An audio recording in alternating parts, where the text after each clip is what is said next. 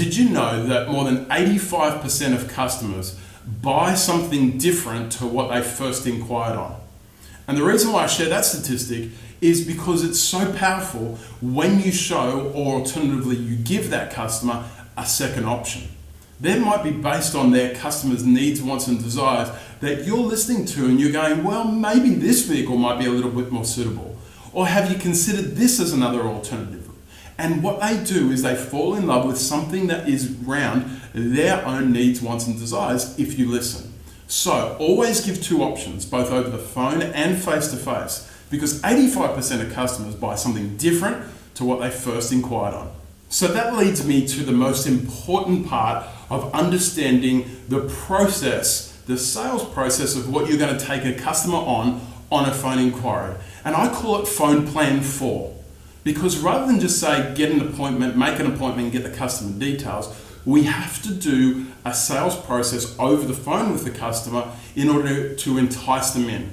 And I call it phone plan 4. And in the next 4 videos, I'm going to break down each part of the phone plan 4. The first part is the greeting, in understanding exactly what you need to say in the greeting and how to make the customer feel comfortable in the first 5 to 10 seconds on the phone.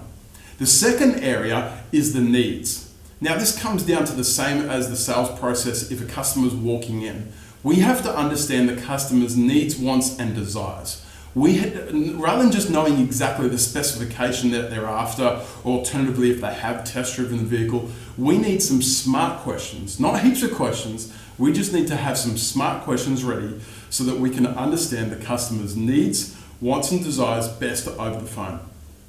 The third thing we need to do is we need to get the customer's details. We don't want to leave this to the fourth part.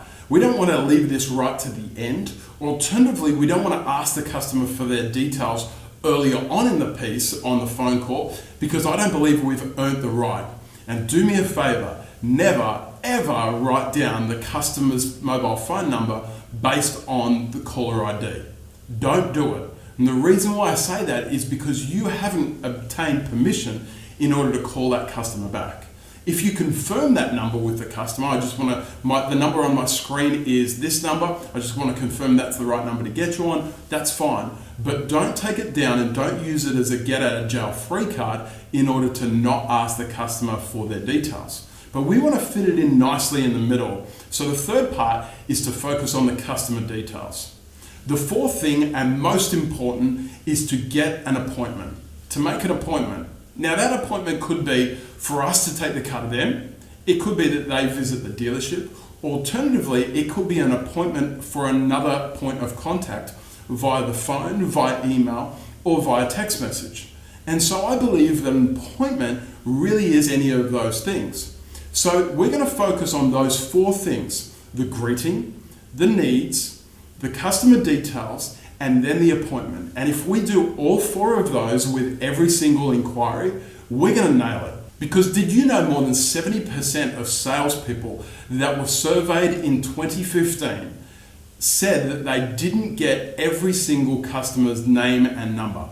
See, we can get the customer's details and we can follow them up for the rest of their lives and our lives, but it's going to do 2 things: burn the customer and frustrate us. So we want to make sure that our focus is always on that appointment and making sure that it's a sticky appointment that actually shows up. It's not about the amount of appointments that you make, it's about the amount of appointments that show up. So we're going to talk you through the phone plan 4 in the next few videos.